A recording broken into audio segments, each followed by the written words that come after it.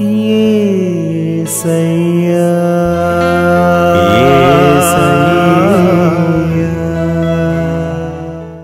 హల్లెలూయా.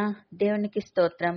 ఈ వాక్యం వింటున్న వారందరికీ యేసుప్రభు వారి నుండి ఆశీర్వాదం, ఆరోగ్యం, ఐశ్వర్యం, సంతోషం, సమాధానం, నిరీక్షణ కలగాలని ప్రార్థిస్తూ సమస్త మహిమ, ఘనత, స్తోత్రం యేసుప్రభు వారికే చెల్లిస్తూ ఈరోజు మనం పరిశుద్ధ గ్రంథం నుండి ద్వితీయోపదేశ కాండం 4వ అధ్యాయం 7వ వచనం చదువుకుని ధ్యానించుకుందాం.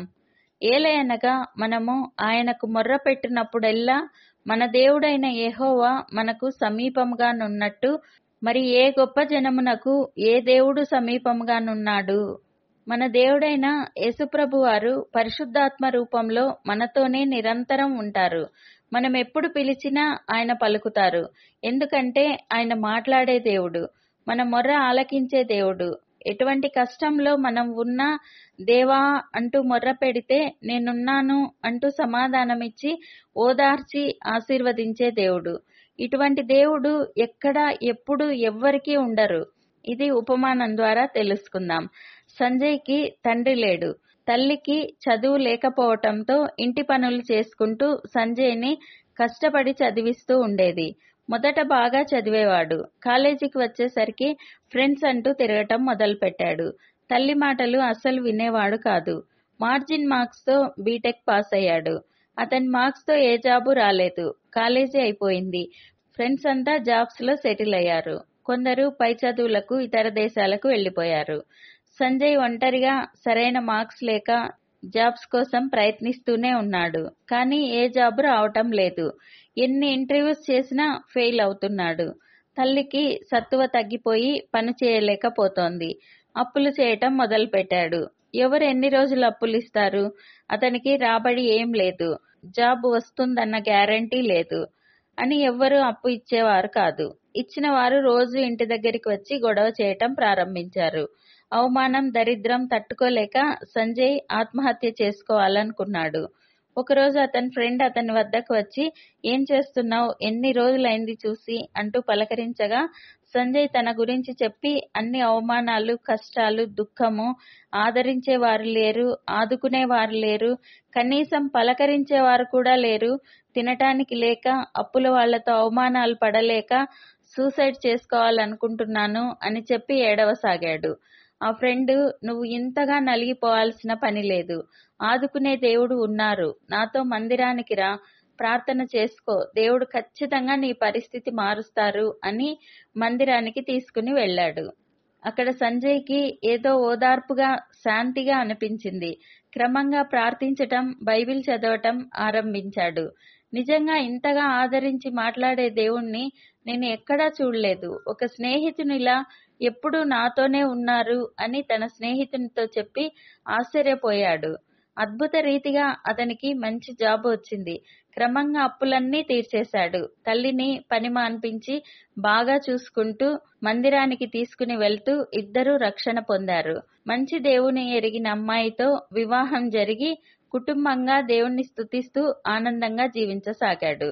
145వ కీర్తన 18వ వచనంలో తనకు మొర్రపెట్టు వారికందరికీ, తనకు నిజముగా మొర్రపెట్టు వారికందరికీ యెహోవా సమీపముగా ఉన్నాడు. ఆయనకు మొర్రపెట్టు వారికందరికీ ఆయన సమీపముగా అంటే పక్కనే ఉంటారు. మన బాధలన్నీ ఆయన తీసుకుని మనకు సంతోషాలను అందించే తండ్రి, మంచి స్నేహితుడు, బాధ వేదనలలో ఆదుకునే ఆదరణకర్త, అనారోగ్యంలో అల్లాడిపోతున్నప్పుడు స్వస్థపరిచే పరమ వైద్యుడు. మన పరిస్థితి ఎంత హీనంగా, దీనంగా ఉన్నా నేనున్నాను నీకు అంటూ వెంటనే పలికే ఇలవేల్పు. ఎంతో గొప్ప దేవుడు. ఇటువంటి దేవుడు ఎవ్వరికీ ఉండరు. కాబట్టి ఆయనను తెలుసుకుని ఆదరణ పొందుతున్న మనం, ఆదరణ లేక కష్టాలలో కన్నీళ్లతో, అవమానాలతో, ఎటువంటి నిరీక్షణ లేక కృంగిపోతూ ప్రాణం తీసుకోవాలనుకునే వారికి, తెలియని వారికి మన దేవుని పరిచయం చేయాలి. అటువంటి వారికి మన తండ్రి గురించి చెప్పాలి. అది మన బాధ్యత. ప్రార్థన చేసుకుందాం. ప్రభువా, దేవా, సర్వాధికారి తండ్రి, మీ పరిశుద్ధ పాదాలకు వందనాలు, స్తుతులు, స్తోత్రాలు నాయనా. మీరు మా జీవితాల్లో జరిగించిన మేలులన్నింటికీ వందనాలయ్యా. దేవా, ఏ కష్టంలో అయినా, వేదనలో అయినా అంతా అయిపోయింది అనే దిగజారిన పరిస్థితి అయినా యేసయ్యా అంటూ మొర్ర పెడితే వెంటనే ఆదరించి ఆదుకుని హెచ్చించే తండ్రి వందనాలయ్యా. గొప్ప దేవా వందనాలయ్యా. ఈ ప్రార్థనలో పాల్గొనేవారు ఏ కష్టంలో ఏ అనారోగ్యంలో ఉండి మొర్ర పెడుతూ ఉన్నారో దేవా, వారికి సమీపంగా ఉన్న దేవా, వారికి ఆ కష్టాల నుండి విడుదలనిచ్చి గొప్ప చేసి ఆశీర్వదించండి. వారందరినీ కొండ మీద పట్టణం వలె హెచ్చించండి. వారికి ఇక మీదట ఏ కష్టం, వేదన, అవమానాలు, అప్పులు లేకుండా ఈ ప్రార్థనలో పాల్గొనేవారు ఏ కష్టంలో ఏ అనారోగ్యంలో ఉండి మొర్ర పెడుతూ ఉన్నారో దేవా, వారికి సమీపంగా ఉన్న దేవా, వారికి ఆ కష్టాల నుండి విడుదలనిచ్చి గొప్ప చేసి ఆశీర్వదించండి. వారందరినీ కొండ మీద పట్టణం వల్లే హెచ్చించండి. వారికి ఇక మీదట ఏ కష్టం, వేదన, అవమానాలు, అప్పులు లేకుండా మంచి జయ జీవితం దయచేయండి. ఆరోగ్యం, ఐశ్వర్యం, దీర్ఘాయువు, ఘనతను దయచేయండి.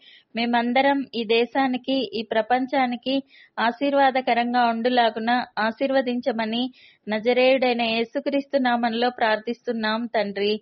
ఆమెన్. ప్రతిరోజు మీ కామెంట్స్ చూస్తున్నాము. మీకోసం కూడా రోజు ముమ్మారు ప్రార్థిస్తున్నాము. భయపడకండి, దిగులు పడకండి, కృంగిపోకండి. యేసుప్రభు వారు తప్పక విడుదలనిస్తారు. ఆయన మహాకృప మనతో ఎల్లప్పుడూ ఉంటుంది. Amen. Thank you Jesus. God bless you. మేము మా ఛానల్లో అందించిన ఇతర వీడియోలను కూడా తప్పకుండా చూసి మీ మిత్రులకు షేర్ చేయగలరు.